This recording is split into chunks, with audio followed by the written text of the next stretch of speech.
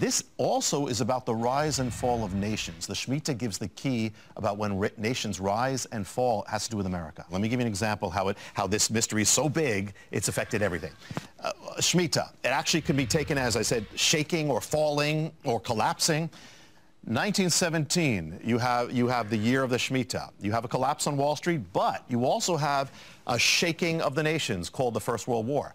The Shemitah is about collapsing. In that war, you have the collapse of powers, collapse of 4 empires, the German Empire, the Hungarian, the Russian, the Ottoman, all collapse in the year linked to the Shemitah. And you also have, the Shemitah is linked to the rise of nations. 1917 is the year that begins America's rise of world power on the stage. It enters the First World War. This is considered that. And so you have the beginning of this rise. But if you take it 4 Shemitahs later, which is 28 years, interesting, 4 in the Bible is a number of kingdoms. It takes you to 1945, and you have another global cataclysm. You have the shaking of the world, shaking World War II coming. You have literally, actually, Hitler's attacks began in 1938. That was the year of the Shemitah. Goes 7 years till 1945 until it's over. Shemitah. The Holocaust, Kristallnacht. It's noted as 1938 as the fateful year. Year of the Shemitah. Ends 1945, year of the Shemitah.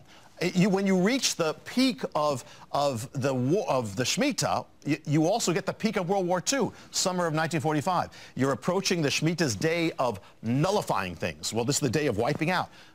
Unleashed on the world is the greatest power of wiping out ever. The atomic nuclear warfare comes on at the end of World War. It's like this crescendo. The war ends in the last week of the Shemitah, this whole 7-year period.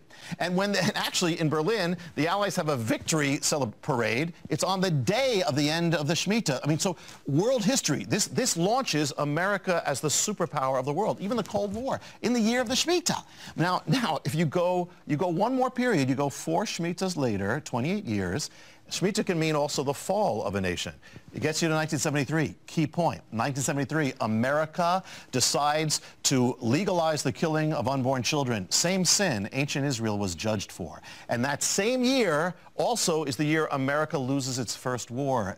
Vietnam collapses. On the same day, August 15th, that America won the war before in the other Shemitah. And so you have this thing of the fall now. And in the same year of that fall, you have the World Trade Center, which marks the same years that America legalized the killing of its children. Huh. Okay, now with the amazing precision we've just seen in the past, what does that tell us about now in the future? The Shemitah begins September 25th. I can remember, happens to be my birthday, so it's easy. September 25th, and then it goes till September 13th, 2015. Now, let me tell you, a few things. One is 2 cautions. God doesn't have to do anything. It doesn't necessarily have to happen every time. However, other caution is he can. And the thing is that what the pattern is generally this. At the beginning of the Shemitah, you don't necessarily notice. And that's the dangerous thing, because when you combine this all together, where America's going, when you combine the harbingers appearing and continuing, when you combine the Shemitah, that's the thing. The thing is this: in the last 2 Shemitahs, this is 2001, 2001, and then it's 2007 and 8. Yeah. You had the mystery is getting more and more precise and intense. It's a buildup, because in 2001 you have the greatest stock market collapse in history happens on the exact day appointed in the Bible, Elul 29, to wipe out the financial accounts. 7 years later, 2008, you have the other greatest crash in American history, bigger, and it happens on the exact same day appointed in the Bible. The 2 greatest crashes happen exactly 7 Hebrew years apart, down to the days, the hours, to the seconds. So the mystery is getting more intense. He's going so fast. Yeah. I want you to catch. It is so precise what he's saying. It's the year, the day, the second. I mean, what an awesome God we serve. Yeah, and the thing is, what this indicates is there's an intensifying that means that the nation, we are progressing towards judgment. And that's exactly what's happening. It's in America. So, now, again, God doesn't have to do anything when we say, but I'd be aware. All right, tell me the exact date it starts and it ends. September 25th, and that's the start. Of this year. And usually, again, at the beginning, it's not necessarily so noticeable, but if something is chosen for this year, then it's usually as it builds up to its peak, that's usually when things happen, okay? Which is September 13th of 2015. Now, there's also, we've talked about this before, happens to be with the blood moon period as well. Because the blood moon period is a year and a half. Well, we're in that half part, but the year, what's left, is totally shemitah. So it's all happening at the same time as shemitah. It's like a convergence of warnings. It seems. And the other thing is that, here's another thing, Sid. In the Bible, one of the signs of judgment is the darkening of the sun. Now, we're not saying every eclipse is. However, there's something there. Here's the thing. Get this. When that peak day comes, Elul 29, it's going to be a solar eclipse marking that day, the great day of nullification. At the end of the Shemitah, it's going to be a solar eclipse the same day. When we talked about the tower, putting this all together. When that tower, they just recently put the spire to make it the tallest in America, the day they put it up was another solar eclipse.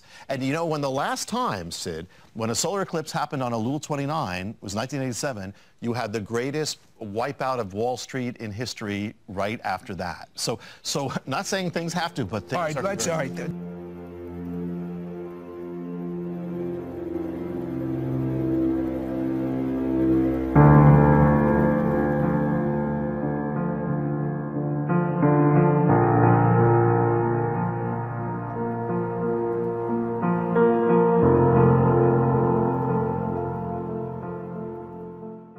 Clearly in a bit of a panic mode for all the reasons you've been citing. Look, our warning cracks were a pretty significant decline in earnings expectations for this year during the first half of the year.